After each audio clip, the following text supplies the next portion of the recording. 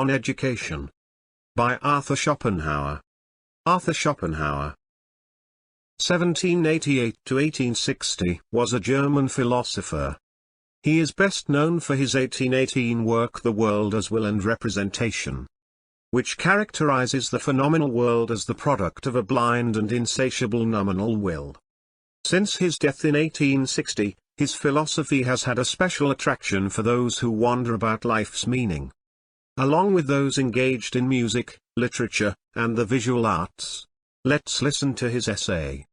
On Education. The nature of our intellect is such that ideas are said to spring by abstraction from observations, so that the latter are in existence before the former, if this is really what takes place. As is the case with a man who has merely his own experience as his teacher and book. He knows quite well which of his observations belong to and are represented by each of his ideas. He is perfectly acquainted with both, and accordingly he treats everything correctly that comes before his notice. We might call this the natural mode of education. On the other hand, an artificial education is having one's head crammed full of ideas, derived from hearing others talk. From a learning and reading, before one has anything like an extensive knowledge of the world as it is and as one sees it. The observations which produce all these ideas are said to come later on with experience. But until then these ideas are applied wrongly, and accordingly both things and men are judged wrongly, seen wrongly, and treated wrongly.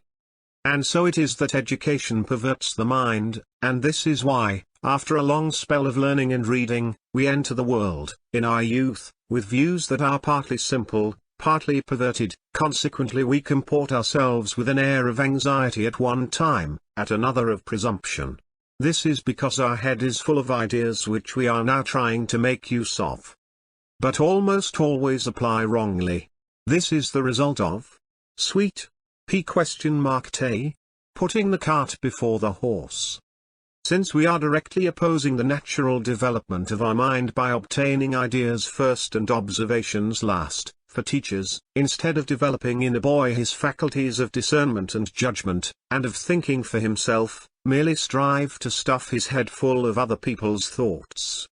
Subsequently, all the opinions that have sprung from misapplied ideas have to be rectified by a lengthy experience, and it is seldom that they are completely rectified.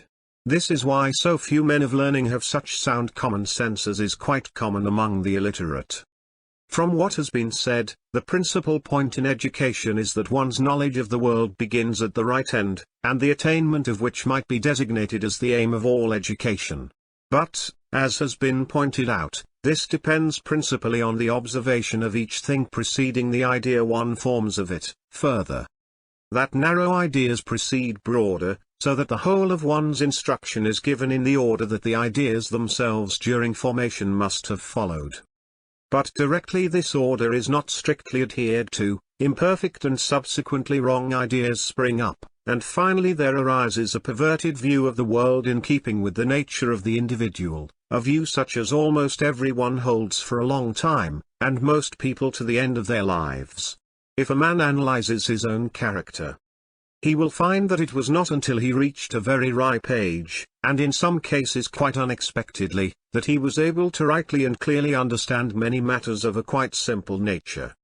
Previously, there had been an obscure point in his knowledge of the world which had arisen through his omitting something in his early education, whether he had been either artificially educated by men or just naturally by his own experience. Therefore one should try to find out the strictly natural course of knowledge, so that by keeping methodically to it children may become acquainted with the affairs of the world, without getting false ideas into their heads, which frequently cannot be driven out again. In carrying this out, one must next take care that children do not use words with which they connect no clear meaning. Even children have, as a rule, that unhappy tendency of being satisfied with words instead of wishing to understand things, and of learning words by heart, so that they may make use of them when they are in a difficulty.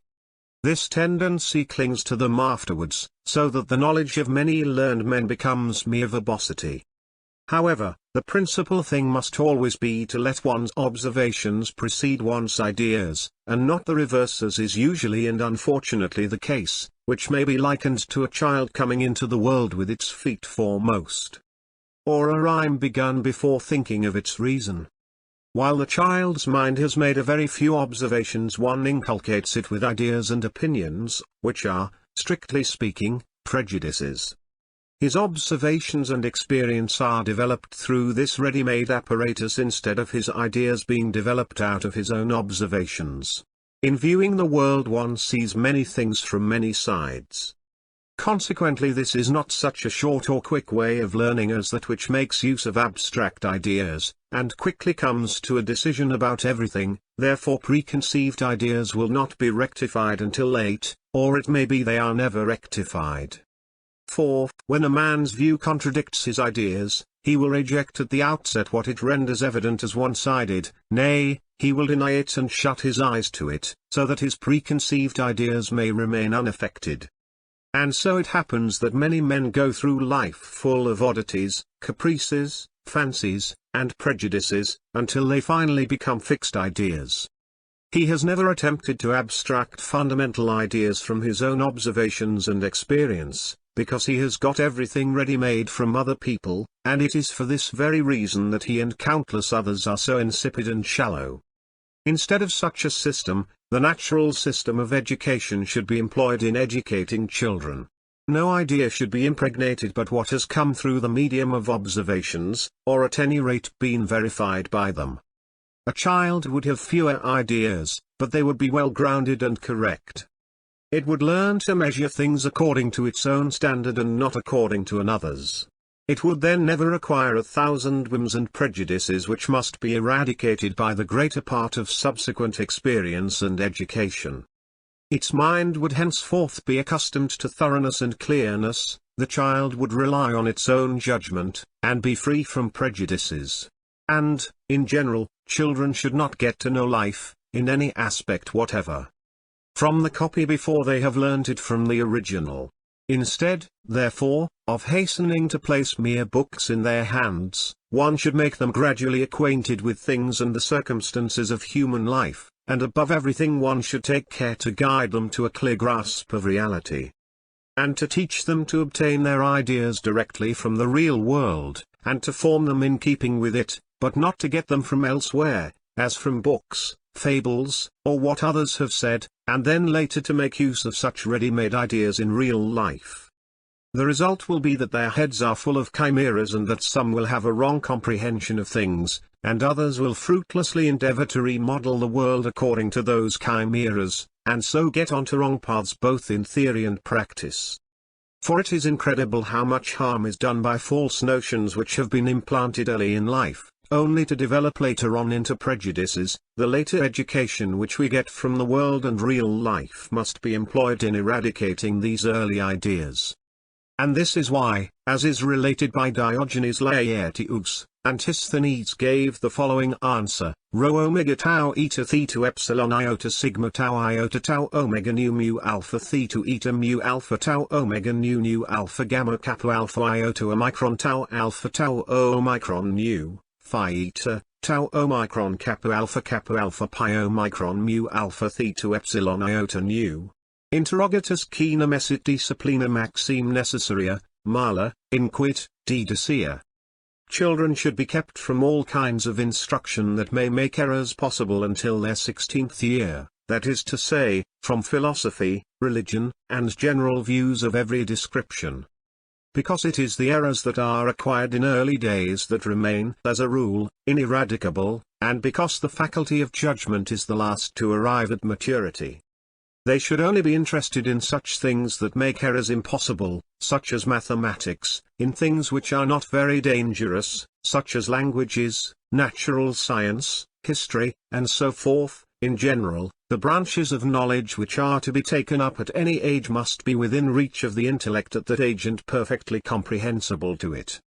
Childhood and youth are the time for collecting data and getting to know specially and thoroughly individual and particular things. On the other hand, all judgment of a general nature must at that time be suspended, and final explanations left alone. One should leave the faculty of judgment alone, as it only comes with maturity and experience. and also take care that one does not anticipate it by inculcating prejudice, when it will be crippled forever. On the contrary, the memory is to be specially exercised. As it has its greatest strength and tenacity in youth, however, what has to be retained must be chosen with the most careful and scrupulous consideration. For as it is what we have learnt well in our youth that lasts, we should take the greatest possible advantage of this precious gift. If we picture to ourselves how deeply engraven on our memory the people are whom we knew during the first 12 years of our life, and how indelibly imprinted are also the events of that time, and most of the things that we then experienced, heard, or learnt, the idea of basing education on this susceptibility and tenacity of the youthful mind will seem natural, in that the mind receives its impressions according to a strict method and a regular system. But because the years of youth that are assigned to man are only few, and the capacity for remembering, in general, is always limited, and still more so the capacity for remembering of the individual, everything depends on the memory being filled with what is most essential and important in any department of knowledge, to the exclusion of everything else. This selection should be made by the most capable minds and masters in every branch of knowledge after the most mature consideration, and the result of it established. Such a selection must be based on a sifting of matters which are necessary and important for a man to know in general, and also for him to know in a particular profession or calling. Knowledge of the first kind would have to be divided into graduated courses, like an encyclopedia, corresponding to the degree of general culture which each man has attained in his external circumstances. From a course restricted to what is necessary for primary instruction up to the matter contained in every branch of the philosophical faculty. Knowledge of the second kind would, however, be reserved for him who had really mastered the selection in all its branches. The whole would give a canon specially devised for intellectual education, which naturally would require revision every 10 years. By such an arrangement the youthful power of the memory would be put to the best advantage, and it would furnish the faculty of judgment with excellent material when it appeared later on.